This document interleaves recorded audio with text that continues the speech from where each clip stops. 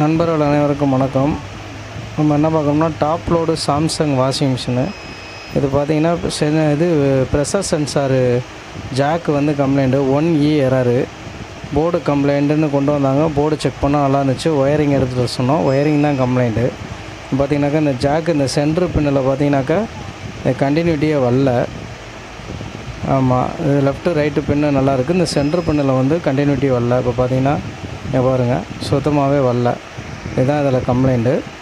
இது வந்து பார்த்திங்கனாக்கா நான் ப்ரெஷர் சென்சாரில் வந்து டேரெக்டாகவே இந்த ஜாக் இல்லாமல் சால்ட்ரின் பண்ணியாச்சு. ஒயரை கரெக்டாக அந்தந்த கலர் கோடுக்கு தகுந்த மாதிரி ப்ரெஷர் சென்சாரு சால்ட்ரின் பண்ணிவிட்டு இப்போ வந்து நம்ம வந்து மிஷின் ஆன் பண்ணி பார்ப்போம். மிஷின் ஆன் பண்ணியாச்சு.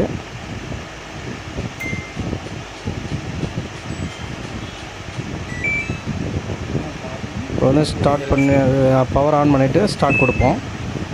இப்போ பார்த்திங்கன்னா டோர் சுவிட்ச் எரர் காட்டுது. டோர் சுவிட்ச் கனெக்ஷன் கொடுக்காமல் இருக்குன்னு நினைக்கிறேன். நம்ம முதல்ல ப்ரெஷர் சென்சார் எரர் காட்டுச்சு 1E. இப்போ வந்து டோர் சுவிட்சு காட்டுது பாருங்கள். அந்த ஜாக்கை தான் கட் பண்ணி அடிச்சிட்டோம் அதில். இப்போ டோர் சுவிட்சுக்கு வந்து சப்ளையை கொடுத்துட்டு இப்போ வந்து மறுபடியும் பவர் ஆன் பண்ணி பார்ப்போம்.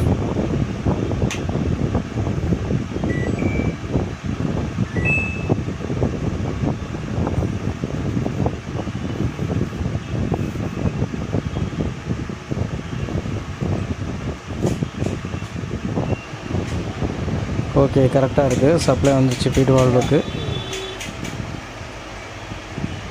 தண்ணி இப்போ எடுத்துக்கிட்டு இருக்குது. அதுக்கு வந்து நியூட்ரல் ஃபேஸு வந்துருச்சு. கரெக்டாக இருக்குது. இப்போ மிஷினு பிசிபி ஒயரிங் எல்லாமே கரெக்டாக இருக்குது. ஓகே, இதை அப்படியே வாஷிங் மிஷினில் கொண்டு போய் மாட்டிடலாம்.